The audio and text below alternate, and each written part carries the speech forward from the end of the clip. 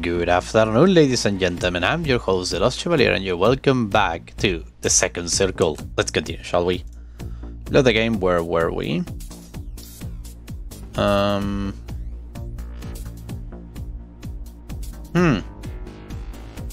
Oh, of course this is one.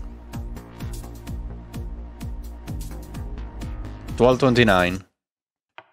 Okay, so we have already dated Cedrada, Melina, and Cerberus. Next one is Azazel. Let's go with the beautiful lady, with the beautiful angel. Let me just put this thing to full screen. Full screen, full screen, full screen. There we go. Late one night, you are dragging yourself to bed after you, Modius, Pandemonic, and Melina sat down for an impromptu movie marathon. You notice a bright light spilling out in the hallway from the crack underneath Azazel's door. With a groan, you make your way over and knock on her door. From inside, you hear the momentary shuffling of papers before a small voice answers you. Yes? Who is it? There is something about the angel's cheaper tone that makes you question your own sanity, let alone hers. Azazel, you really like how late it is, don't you? Oh my god. All of a sudden, the door swings open and Azazel stands before you. I'm recording, right? Yep, everything is being recorded correctly. It is? It is. Perfect. Oh my god, look at the angel. Though you can tell from the distant look in her eyes that she hasn't slept a wink, the angel seems unfazed by the fact. Oh, hello there, Mr. Taker. Goodness me, is that late already? I should be getting to bed, shouldn't I? Yes, you should. Against your better judgment, you look past Azazel and peer into the messy room behind her. While you wouldn't describe the space as being typically tidy, there is something extra chaotic about the state of it tonight that causes you to worry for the angel's mental state.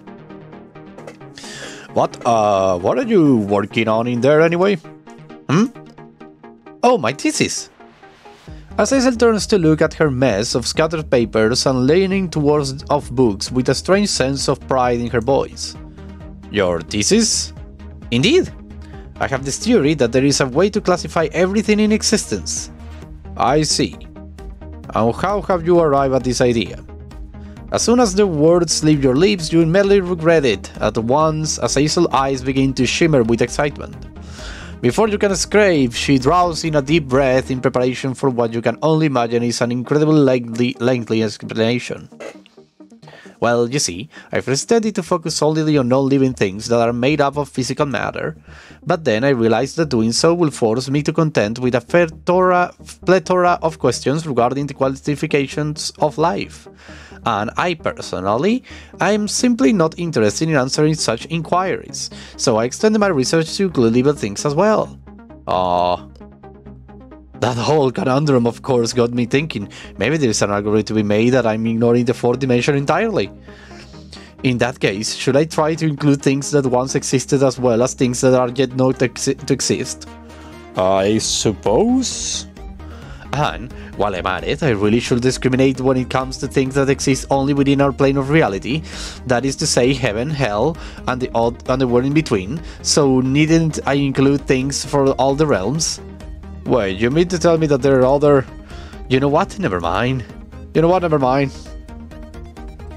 What I'm gathering is this. You aim to find a way to put everything, all living and non-living things that exist in the past, present, and future for all realms of existence into a comprehensive classification system? That's your aim? Yup. And that is why you awake at 3 in the morning? Yup. Feeling the approach of an imminent headache, you begin to massage your templates. That's quite the undertaking, Azazel. Don't you think you'd be better prepared to tackle it if you perhaps get some rest? There is no time for rest, Mr. Taker. If I plan to get my thesis finished this millennia, I must spend as much time as I can working. Very well. Then how about this? There is a museum in the city that has a whole slew of exhibits that I'm sure will be perfect for your research. If you promise to go to bed, I will take you there tomorrow.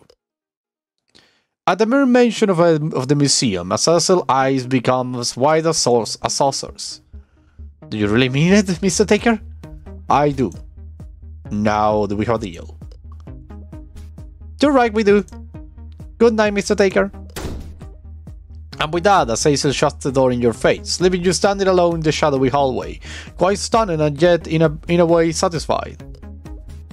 As you make your way to your own bed, you peek over your shoulder just in time to see the light in the angel's room click off, plunging the corridor into total darkness. Good. True to your word, you are up early the next morning, dressed and ready to take Azazel to the museum. Before you can so much as knock on the angel's door, it swings open and Azazel is there, notepad in hand, bouncing in her heels with elation. Museum time? Museum time. The both of you load up in your car and set off to the city. Though the museum is a fair distance away, Azazel turns what will otherwise be a long, quiet, and perhaps to some boring drive into one filled with nauseatingly throughout lecture around every intimate detail of her thesis and the research that she has done thus far. With each passing moment, you feel as though your very presence in the universe is shrinking. Fortunately, just as Azazel is about to launch into a discussion around quantum physics and the fourth dimension, you arrive at your destination. Thank God. As you shut off the engine, you turn to see your companion brimming with excitement. Before she can leave the car, however, you clear your throat to grab her attention. Azazel? What is it, Mr. Taker? Listen, I just wanted you to know that you understand there has been a lot of changes lately. But what with you and everyone else moving in all at once, you know? It's about a lot to get used to. Sure, it's a lot to get used to. Sure, I suppose, but I don't understand what I'm trying to say is that I'm here for you if you ever need to talk about anything, you know. If something is bothering you, you don't have to, you know, keep it all bottled up. Oh, no. Is this because of how late I was up last night? Oh no, look at her, she's so sad. Well, yes. Oh, I see. The angel sighs and her shoulders sag. It is as if every ounce of her joyous energy has left her all at once. You have never seen her look so downtrodden before. You must think I'm weird too. No, I suppose I can't blame you. I mean, not many people get quite as excited about research as I do. It's just that I'm really passionate, you know? I didn't think that was a bad thing. Azazel, if you want the truth, Mr. Taker, I have never felt happier than when I came to live with you. Being around you guys, it's like I have a family. People who accept me unconditionally, even if some aspect of me are a little odd. And because of that, I have never had the comfort and freedom to pursue the things that mean the most to me. Anyway, thanks for driving me to the museum. You can come and pick me up later. Azazel, wait! And for that, I'm sorry. I hope you will believe me when I say that I don't find your curiosity strange or off-putting. I only say that because what I say make amends in any way I can. We got a full day to explore this museum, get through all of it in one day. Nevertheless, you are determined to cover as much ground as possible with the time that you have. Aww. This is so lovely. So freaking lovely. With Azazel leading the way, you spend the next several hours hoping from one exhibition to the next. As you make your way through, the angel fills notebook after notebook with her findings, as the day approaches its end by so quickly. After glancing at the clock, you turn these kind of interactions. I forget every time to put my avatar, the one with the art. You cannot help but notice that Azazel is particularly enthralled by one piece in particular. I don't know why. At first you think nothing of it, but soon you hear her calling over the curator. Pardon me, sir, but I'd like to ask you about this piece here. You notice that the curator is turning a vivacious shade of violet. I implore you to reconsider. You are quickly step in between Azazel and the mounting rage of the art curator. The fact that, please relax, sir. I promise you she means no harm. The curator sputters. No harm? Did you hear what she say about my gallery? I did. I do. That's it! I want the two of you out of this gallery and out of this museum! From now you're banned! Do you hear me? Banned! Oh, whatever. With the stubborn man hot on your heels, you and Azazel book it out of the museum. Before you drive off, Azazel puts her hand on your forearm. Thank you. You stopped for me back there, even though it causes your funny line is justice. Yes, justice. My beloved justice. Early one morning, you find yourself yanked out of a deep sleep by some ruckus coming from the hallway. But as soon as you do, the noise continues with vigor, a loud thumping that echoes through the wall. You are able to discern that the sound is coming from Justice's room. You approach her door. Instead, Justice is on the floor doing crunches. You stop to ponder the implications only to find yourself distracted by the fact that Justice has resumed her workout, is hammering out rep after rep, counted each under her breath. Demon finished with her crunches, jumped to her feet and begins to stretch in preparation for the next exercise. Yeah, there is sunlight outside, goddammit. That's something about my breakfast. Justice, breakfast won't be ready for another couple of the time. Ah well. Might as well get it done now. Might as well get it done now since I'm up. Alright, but you could do at least try. Now I'm going to be moving out on the difficult stuff. The difficult stuff? Yeah, elevated push-ups, sideways planks, chip-ups, burpees, that sort of thing, you know? Burpees? Are you out of your mind? We're on the second floor. Do you have any idea how much noise that's going to make? You could wake up Cerberus doing that. Once she's up, it will be impossible for the rest of us to get any sleep. You will know how much...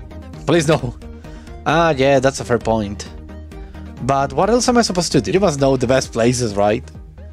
Or did you mean to tell me that you were just born with arms the size of tree trunks, hmm? Oh, but hey!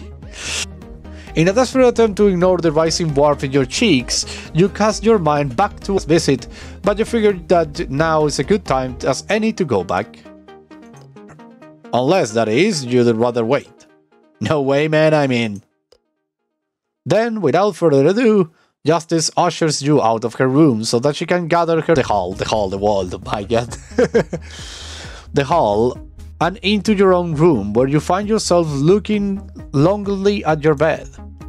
Rather than giving to your desire to sleep, however, you dig your old workout equipment out of your closet and throw on a t-shirt and set of gym shorts. As you head towards the door, you catch a glimpse of yourself in the mirror and wonder just what it is. Arms as soon as you are within reach, so that you can lead the way down the stairs and to the car. Load up in the car and make your way into town. A short while later, you arrive at the gym. The large sign over the door reads Mount Olympus. Not only is this your favorite gym, but it also just happens to be the closest one to your house. It's in the middle of their workout, so you and Justice get off to the car and head inside. With the demoness gripping onto your forearms for guidance, you approach the desk and retrieve a couple of membership forms. You feel. Then, the two of you hit your respective locker rooms to drop off your bags. You reconvene at the squat rack. Are you certain you want to start here? Oh, look at her. Oh my god, her muscles are big. With 122 libras? Pardon? Yeah, I know it's little and I say, give me a minute to load up the weight and I will spot you. And with that, you set the work loading up the bar. Though you can never see a gym that has weight an increase of 3, you find yourselves too focused on hauling them over to help Justice into position. Oh, beautiful, beautiful, beautiful, beautiful. Finishing her first set without so much as breaking a sweat. How's it looking so far? Everything look good for me, from here. I mean my reps. As she bends down to pick up the bar again, Justice looks over her shoulder and at you and winks. Fortunately, you are saved embarrassed of having stayed out a reply by the fact that the demon has returned her attention to the workout. Justice knocked out her remaining 6 sets with ease. As she is dabbing at the sweat which has begun to glaze her arms and forehead, she turns to you. Alright, your turn. What are you feeling? I think I will keep the weight, but I'm going to tone the sets and reps down a notch. 3 sets, 7 reps. Sounds good to me, man. You do what makes you comfortable. At this, you trade places at the squat ranch. Justice places her hand on your hip to get into position to spot you. Then, with a brief thumbs up in your direction, you begin your first set. Admittedly, your progress isn't nearly as effortless as Justice was. But you remind yourself that not only has it been a while, but you're also not a literal demon from hell, and so you persevere. You manage your first set fairly well, and finish up second in much the same way. On the third, however, you feel your legs begin to shake as though they are ready to give up. Feeling you begin to waver, just squeeze your hips. Come on, man, you can do this. You only got 4 more reps to go. With Justin's egging you on, you power through the last of 4 of your squats. As you return the bar to its rightful place, Justice meets you with a triumphant high five. You kill it, man. Through your pantings, you can't manage to reply. Now what's next? You set your sights on the next machine, and the rest of your time at the gym passes by in much the same way as it did at the squat ranch. At each station, Justice breathes through her sets before helping you through your own. By the time you are on your last few machines, the demon is practically glowing, while you feel like just a step above a puddle on the floor. In spite of this exhaustion, however, adrenaline is pumping through your body, and you feel better than you have in a long time. You find that you can't remember why you even stopped exercising in the first place. Sadly, your elation proves to be your downfall. In your zeal, you overdo it with the weight in the pull-down machine and end up going a bit too far. It is only when pain shoots through the muscle of your back and shoulders that you realize what you have done. Ah! Whoa! That didn't sound good, are you right? Justice helps you detangle for the machine and prompts you to take a seat on the nearby bench. I'm good. I just overdid it a bit. May I? Go right ahead. The demon feels around the muscles of your back and winces when she comes up to the point of pain. Oof, yeah, you really did a number on yourself there, Chief. Why don't you take it easy for a sec, have a bit of a breather. As you sit, Justice works on massaging out a little bit of the age from your shoulders. Embarrassed by your mistake, a hot wash of shame burns your cheeks. Hey, it's alright to be excited, you know. But I don't want to hurt you hurting yourself.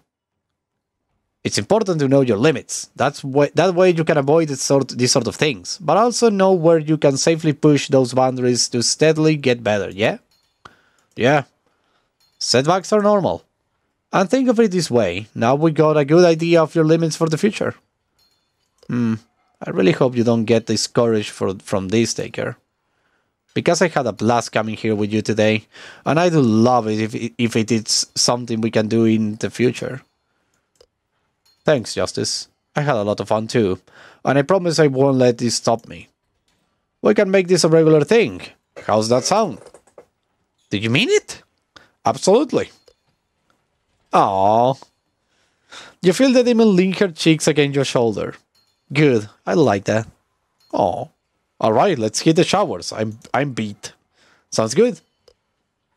You both hit your respective showers to clean up and meet up by the front desk. On your way out the door, Justice loops her arm around yours and holds your clothes as you walk towards the car. Though sore and more exhausted than you have been in a long time, you find yourself looking forward to your next trip to the gym. Aw, that was so sweet. Next one is Judgment. Look at her, she's so sweet. And with this we should do Lucifer, and we should be on the...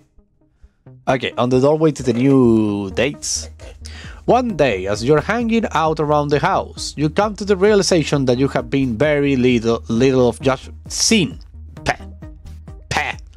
My tongue is twisting. You have seen very little of Judgment since you move in. No sooner does this thought occur to you, however, that you happen to come up with the demon in the living room. She's sitting by the window and, with her back turned to you, it's clear she doesn't notice you right away. Thinking that there must be something out on the windowsill that has captured her attention, you decide to creep up closer to get a better look at whatever it is that has her own trail. Then, as you draw near, you catch a glimpse of an object of her admiration, a tiny caterpillar. You step even closer and are surprised to find that Judgment is trying to corral the creature into the palm of her gauntlet. Sadly, the insect, seeing put off by the heel of the metal, resists her endeavors. You wonder for a moment why Judgment doesn't simply scoop the thing up, but then it occurs to you that she's fearful she may hurt it if she were to do so. Only when you decide to alert the demon of your presence. At once, the demon leaps to her feet and spins to face you, blushing profusely. Oh my god, she's so sweet. She wears the expression of someone who has caught with their hands in the cookie jar, so to speak. Mortal! You startled me! Sorry about that. I just wanted to see what you were doing over here. Oh, I have discovered an intruder! An intruder? You mean the caterpillar? Indeed, we must dispose of it swiftly. I suppose so. Here, let me take care of it. Judgment steps aside as you approach the windowsill. As you bend down to scoop the caterpillar up in your hand, you hear a small gasp at your back. Peering over your shoulder, you see Judgment staring intently back at you. Well, what are you waiting for, mortal? Dispose of the trespasser! With an oar, you scoop the creature up into your hand and hold it aloft. I think I'm just going to put this little fella out in the garden. A look of relief. Oh my god, she's so cute. Look at her, look at her, look at her, look at her, look at her, look at her. Yes. A look of relief flashed over Judgment's expression. Oh, I mean, do you think that's why, fool? Yeah, I'm sure it will be fine. You turn and make your way to the back door. Judgment follows you all the way up until you venture out into the garden. As you deposit the caterpillar out onto the bush, you look up to see the demon watching you from the window. Something about the look of her face strikes you as odd. Perhaps it is that you have never seen the demon look quite so vulnerable before. Before you can fully comprehend the matter, however, your eyes meet, her expression melts away, and her expression melts away before your eyes. You make your way inside only to find yourself accosted at once by Judgment. How could you just allow that creature to escape, mortal? It was probably lost in the first place. Caterpillars don't typically like the indoors all that much. Very well! What if it had done you harm then?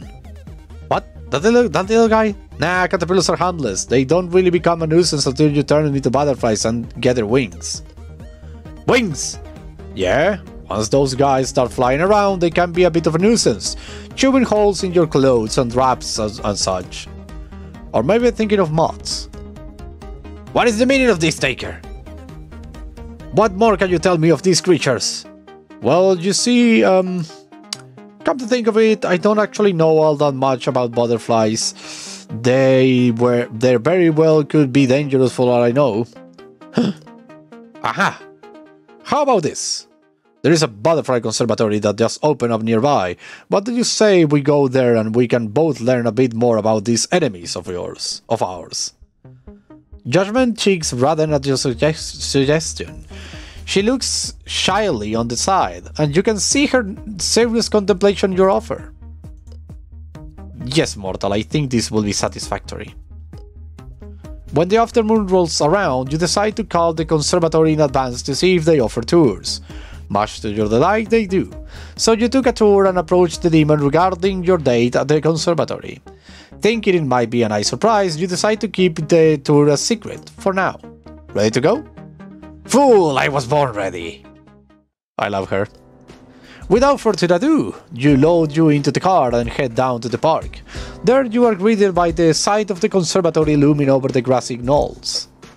As you approach the giant, glassy building, you are met by a young man at the door. From the logo on his polo shirt, you can see that he is one of the conservatory tour guides. Hello, this must be my first afternoon tour. That's us. Tour? What is this man talking about, Edgar? I went ahead and called in advance to book a tour for us. Since they know more about butterflies than we do, I thought going on a tour would be the best way for us both to learn. At this, color rushed into Judgment's face. Oh. Yes, that sounds wonderful actually, thank you. The sudden sincerity in Judgment's voice takes you off guard. Before you can process what you just heard, the tour guide claps his hands together, drawing your attention. Excellent! Now let's get inside, shall we? With the young man leading the way, you and Judgment make your way into the conservatory. First, you stop inside to a large welcome room. Then, the tour guide leads you into the spacious conservatory room at large, where the butterflies are free to linger about all over. As you pass through the garden glass double doors, you wonder about the sudden appearance of this soft-spoken side to Judgment that you have never seen before. Though peculiar and vastly different from the first impression you got from her down in hell, you find yourself excited at the opportunity to learn more about this more gentle facet of her personality. You smile as you watch the demoness bend down to examine a caterpillar on a leaf. Tell me, boy, how long does it take for these creatures to become airborne? With a sigh, you realize that, for some reason, Judgment-born gentle side is very deep. You are pleased to see that the tour guide seems unfazed by the demon's sudden outburst. Well, the typical metamorphosis cycle occurs over the course of 30 days. Some species vary from that number to a couple of days or so, but generally speaking, it takes about a month for the caterpillars to become butterfly. A month? That doesn't give us much time to prepare, mortal. What do they eat usually? That's a good question actually. For the most part, the caterpillar diet consists almost entirely of plant matter. After they undergo metamorphosis, however, their food choice changes depending on the species. Most multiply eat plant nectar, but others may choose to feed on things like tree sap, fruit, or even decaying animal matter. So they are meat eaters! Some of them are, yes, but most butterflies have quite a sweet tooth. If you want to feed them yourself, you could put out a plate of chopped fruit, or even just a simple solution of sugar and water is enough to get their attention. Would you like to feed one? Yes, please. At this, the young man reached for a squeeze bottle that he keeps on his belt. He then takes Judgment's hand, dabs some of the liquid into her palm, and prompts her to hold her arm aloft. In no time, a butterfly lands right onto the demon's hand and begins to lap at the sugary substance with a narrow tongue. It tickles. Oh my god, look at her laughing, she's so cute. It does a little, does it? Would you like to try too, sir? I would. Oh, this is so sweet. Look at her. Oh, god, this is so beautiful. The man pours some of the sugar water into your palm as well, and soon enough, two have attracted the attention of a couple hungry butterflies. As Judgment stares intently at the creature fluttering about her palm, you find that your attention is on her instead. It's hard to believe that this is the same demon who once tried to trap you for eternity of torment in hell. If you put a little on the tip of the finger and draw a line down the bridge of your nose, you might even get one to land there. I understand doing that makes a great photo opportunity. Indeed it does, look at this. Like this? Before the tour guide can answer, a butterfly lights right on Judgment's face, startling the demon. Oh! The three of you share in a round of laughter before carrying on with the tour. Before you are quite ready for it to end, the tour concludes and you and Judgment return to the waiting area to retrieve her globes. Just before you leave the conservatory area, you hear a tiny clash followed by a gasp of anguish. You turn around at once to see Judgment kneeling on the ground. Upon closer inspection, you notice a tiny mangled caterpillar body laying on the path. A few tears fall onto the concrete next to it, and you are privy to the unmistakable sound of sniffing. Oh no. A judgment? Before you can say anything else, Judgment stands. In spite of tears in her eyes, her jaw is set. Whatever it was you saw in her expression earlier is gone. Now you can only see the high persecutor of hell standing before you. Foolish creature. Let that be a warning to all of your kind who think too wise to cross me, for I am Judgment, the higher prosecutor of hell. At this, Judgment brushed past you on her way to retrieve her belongings. Sadly, all you can do is watch as the demon dons her gauntlets and set her sights on the door. You follow, and soon enough the two of you are in the car with your sights set on home. After a silent and somber drive, you arrive at your front door. Judgment is quick to get out of the car. Thank you for today, mortal. It was enjoyable. Though her eyes are still red from her tears, you decide to say nothing of the caterpillar. I am glad you had a good time, Judgment. Perhaps we can do it again sometime. Perhaps. And with that, the demon turns and hurries into the house. You follow, but catch no sign of her anywhere. Only the sound of a slamming door meets your ears. For the rest of the day, Judgment doors remain closed, with no signs of the demon within. Oh, that was sad. Lucifer! We have already done it! Wait, let me save. Save. Save here. Though ever industrious, Lucifer is looking slightly more haggard than usual. Something the matter? Nothing I can't handle, just a little upsetting hell dimension border, happens all the time. So, Casanova, how did it go? Is the scene orgy proceeding according to its schedule? Well, I took Judgment out of the Butterfly Conservatory. Well, it's a start. I don't suppose you have one more date left in you. I could use a break. Sounds good. Where would you like to go? Quite a lot about insect for someone who spent most of the day running hell. Lucifer shrugs and sniffs haughtily. My god, there are words here that are complicated. A girl can take a passing interest in creatures far beneath her. After all, I took an interest in... Day's been busy then. It always is. Running hell is a lot harder than erasing it. There is a difference?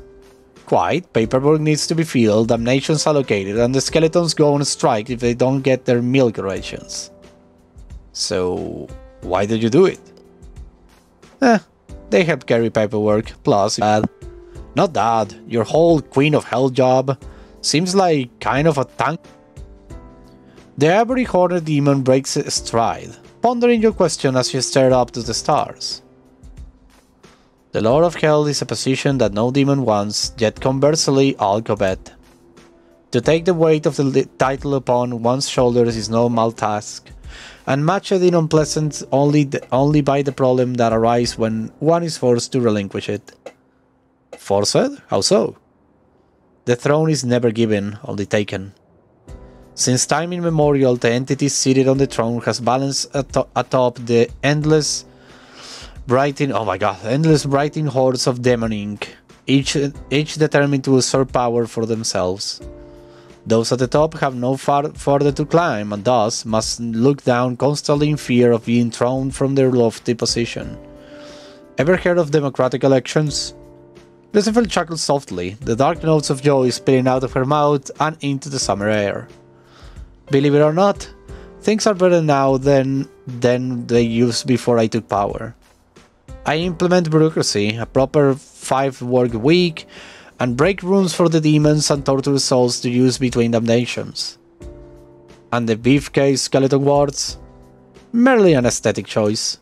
Understandable. The two of you continue on your stroll in amicable silence, but it isn't long before another stray talk breaks through the quiet. Blech, my tongue. Has someone else been taking Cerberus out of walks? Not to my knowledge, and I pride myself to know just about everything in our house. I took her to the park earlier. She went absolutely ballistic on someone who was trying to rob me. Cerberus does has a nose for sin. That girl can sniff out a tainted soul half a mile away. That's certainly true. I have seen her after the weirdos that hang around the Eros Underwear Emporium. Eros, what now? Actually, forget I asked. I will just assume that Modius was involved somehow.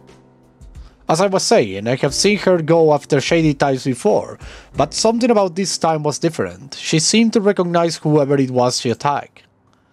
Lucifer freezes in place, her red eyes suddenly glowing a luminous crimson in the dimly lit street. Very slowly, she turns her head away from you and, with an obvious effort, lowers her shoulders into a more relaxed pose. I'm sure it's nothing to worry about. You, on the other hand, can say the same. Well, the house is coming up. Can I tempt you with a second go around the block? I think I'll pass, though this walk was quite enjoyable, especially after such a hectic day. In addition, thank you for the conversation. It was certainly informative, especially... What the fuck was that? Lucifer is cut short by the unmistakable sound of shattering glass, followed by raised yet indistinct voices emanating from the house. And just when things seems like they were winding down too. With a crash, a chair from the dining room is pitched through one of the windows on the front of the house. Though the newly formed opening, the din of voices can be heard more clearly. Insolent whelp! Have you no respect for the rules of the house? Not when you're the only one enforcing them! Yeah! Yeah, seek her, girl, seek her! Lucifer's shoulders sag sidelessly, her eyes downcast. You don't have to be the one to sort this out. It's my house after all. Yes, but they are my responsibility. I ought to be the one to bring them to hell to heal. True, but I do like to put a stop to it before they damage the table. Well, since it seems you now have a grudge to settle, I suppose I could allow you to assist me with my affairs. But only this once. Do you understand? I do. The two of you march back into the house, ready to clean shop. Well, this night certainly took a turn towards the unforeseen, but perhaps Lucifer starting to let you see a bit more of her personal life. You will have to see what comes of this in the coming days.